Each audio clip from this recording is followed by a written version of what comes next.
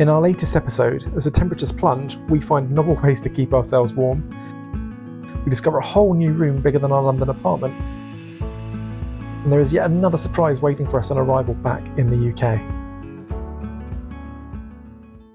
Hi, I'm Nick. Originally from England, I spent the vast majority of my life living and working in London. And I'm Nicole, originally from Sweden. I moved to London in 2011 where I met Nick. We fell in love and got married in the south of France in 2016.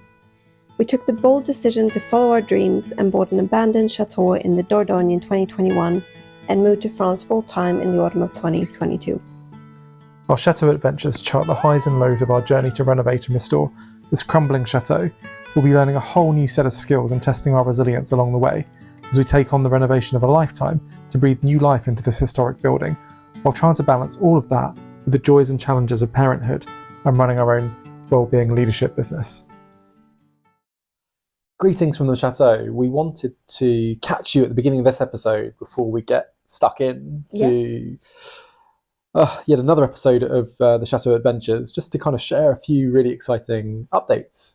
Absolutely. And first of all, we just wanted to say a huge thank you. We've been really blown away by all the viewers and the lovely comments and just people being with us on this journey so early on, and all the interest, I think which we is kind just of great. We were like, if we get 100 subscribers by the end of Jan or something, we're really happy, and we're over 8,000 now, which Well, I thought it was just mom and dad tuning in at the beginning. Yeah, exactly, and mine as well. So so just in terms of news, first key thing is for those of you who know the show, chateaudiy, predominantly in the UK, but I know that it does air in the US as well. In the UK, the new season, which we feature in, is starting on the 22nd of January, so next Monday. And I think we're in the first 5 episodes. Yes, 5 episodes. Charting the transformation of the space we're now in. Now, for the very reason we can't share where we are exactly, and we can't show you all those details yet, but once it's aired, we'll be able to release the footage of how we have come to transform this space. And we can't wait to share it with you because it's really an exciting project. It's been phenomenal. It's been blood, sweat and tears. Backbreaking in places. But here's just a little snapshot of what it did look like, which you may not get to see if you are watching the show. And just, even us looking at this now, it kind of seems unbelievable. Yeah. It's surreal. It's absolutely surreal. It used to be the old wine vats, which, even before that space was created, there was a whole load of work to demolish those 2 reinforced concrete wine vats, which felt was like a cave in here. Yeah, I think it pretty much was. It was, yeah, exactly. Completely. So super excited to share that with you, and I think again some exciting stuff on today's episode as well, where we kind of discover something for the first time, which we weren't expecting. So no, not at all. That was a huge surprise. Another interesting thing that happens with old places like this, you just never know what you're going to find, which is phenomenal. Yeah, so keeps us on our toes. Yeah, it absolutely does. So I think, look, without further ado, enjoy. Back at the chateau in October, we had decided to camp out again, despite the temperatures dropping significantly from when we were last there in August. We therefore went about ensuring our bedding was super cozy to keep us warm at night. We were up at sunrise the next day, and while I left Nicole warm and snug in bed, I went to put the coffee on. When I finally braved breakfast, I found myself trying to keep warm any way I could. Wow, that's quite something. What were you doing then? My facial. My great facial. Is the rate of steam indicative of how cold it is in here? I think so. Maybe a little bit. And the fact that you have maybe 10 layers on. Yeah. Wonderful. Those layers were swiftly peeled off though, as I set to work clearing the space outside a blocked doorway, which Nick wanted to open up to see what was on the other side. I love how meticulous you were trying to make that space clean. If only I wasn't about to make a whole new load of mess by opening up the doorway. I'm just thinking it's been a couple of years since we opened that doorway up and found that amazing discovery, but it's looking messier than ever. So I do feel that little bit bad. Sorry. I really wouldn't worry about it. We keep doing the same thing over and over again. Nick then set to work to take down the stone and open up a doorway to a room we had no idea existed.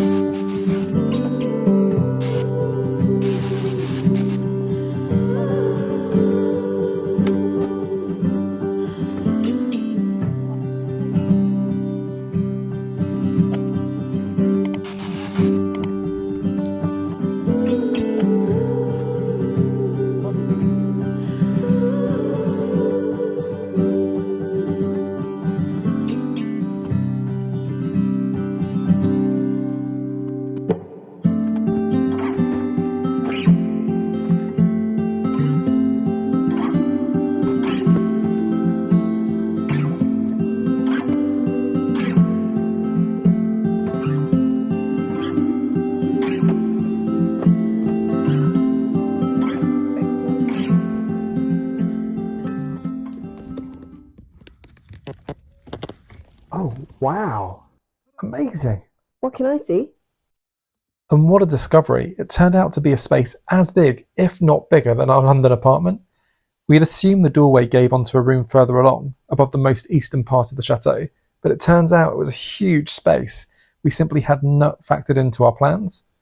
When we visited previously, we'd only climbed up the top of the ladder and seen light peering through a doorway in the corner without exploring further. And we had assumed that it was the doorway that we had just reopened. It turns out we were missing a whole room, 75 square meters space. Nick set back to work opening the doorway.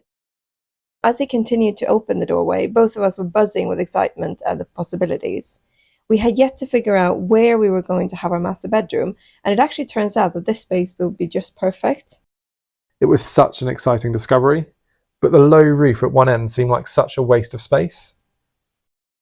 And that's when I had the idea to create a roof terrace that would overlook the vines.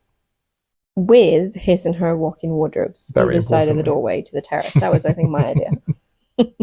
It was, and a good idea it was. All that was left is to make a reality. With the doorway open, we were off to lunch to one of our favourite restaurants, but missing our partner in crime, Josephine, so we thought we'd send her a little message on our way there. Hiya!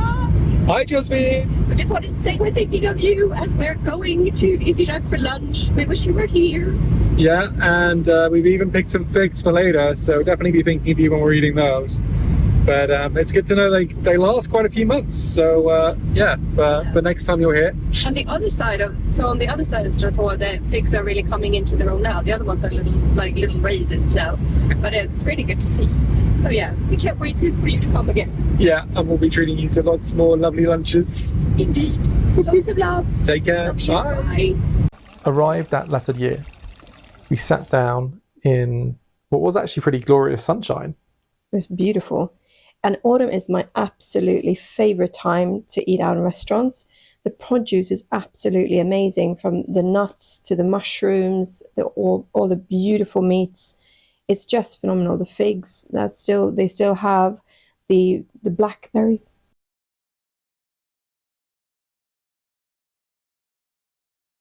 Yeah, and it was the perfect time, as we said, to find walnuts in the garden as well. Incredible. And I had no idea, funnily enough. I didn't even know how walnuts grew, because I didn't recognize them when they were on the tree, and they're in these chunky outer cases. And then once you crack that open, that's where the walnut is. I just thought that you'd see a walnut, but no. And the fact that we have 3 walnut trees? No, 4, 5. Yeah, amazing.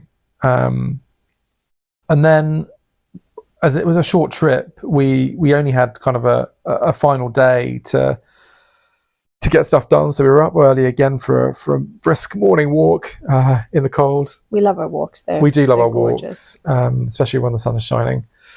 And then you were back to... Okay, I know what you're going to say here, that I'm actually hoovering vacuuming the ceiling. However, in my defense, there's some big spider webs up there, and I feel that they have left the building and not come back in such a huge quantity as before. And it's much more pleasant to be up there. Everybody agrees with me. Even the builders, who are hardcore guys who don't mind spiders. Even though I think they do mind spiders. They're not as hardcore as they make out. No. Yeah. No, in fairness, it's been quite good having a bit of a clearer space, but free of spider webs going in our faces and our eyes and things. And as we were clearing up the top, we kind of were also thinking about the rooms below, specifically the kitchen space, which we're really keen to start really thinking about and planning out. And so we set about spending a bit of time just putting together a bit of a plan for how we might lay out that space. And I think it works pretty well. Yeah. I find the IKEA planning tool very helpful to work with. I mean, I spent hours drawing the 3 kitchens that we're planning on doing. And it just makes it easy when you can move things around quite easily and just play around with the space that you have. With the accurate measurements, that makes it a lot easier. And then it was pretty much time to go, but we had a last... cuddle with the most beautiful kitten of all. She's adorable and so friendly. Yeah, and you had your final coffee kind of gazing out over the garden and the fields. And then we had one last meal, one last hurrah, where we had a beautiful... We hadn't actually been to that restaurant before. No, it was a new one that in we've been Bergerac. recommended. Exactly. And it was absolutely wonderful. Small, tiny, very atmospheric. The food, as always, amazingly high quality. Top notch, yeah. Yeah, we were sitting there and really enjoying ourselves. But then it was time to fly back. Fly back to the UK.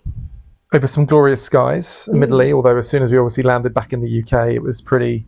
Are we doing too much advertising for Ryanair? Getting a lot of airspace to Ryanair here, but that's pretty much the airline we can fly with from London, isn't it? Yeah, London to Bergerac. But yeah, we'd had a bit of a realisation on the flight, hadn't we? And you started to think that there might be something we need to check.